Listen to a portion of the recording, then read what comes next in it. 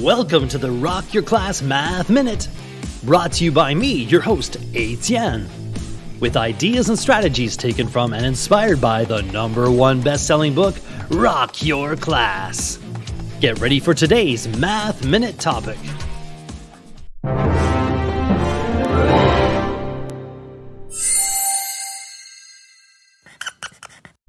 Liter per liter. What does the dictionary say? A unit of capacity redefined in 1964 by a reduction of 28 parts in a million to be exactly equal to 1 cubic decimeter. It is equivalent to 1.0567 U.S. liquid quartz and is equal to the volume of 1 kilogram of distilled water at 4 degrees Celsius.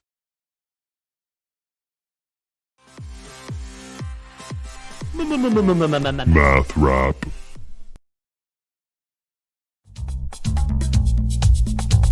I'll tell you this once, and I won't be a repeater. A metric unit of volume is known as a liter.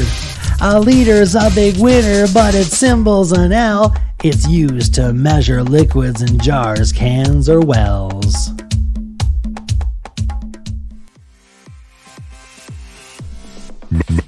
Math rap.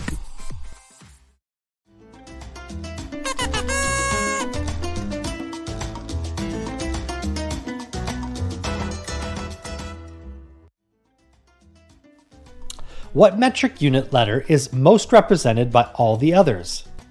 The L, because it's a natural-born liter. Explain the term liter in your own words. Is it important to measure liquids? Why? What do you have in your home that can be measured by liters? If 20 raindrops equal a milliliter of rain, and a teaspoon can hold 5 milliliters of a liquid, how many raindrops can a teaspoon hold?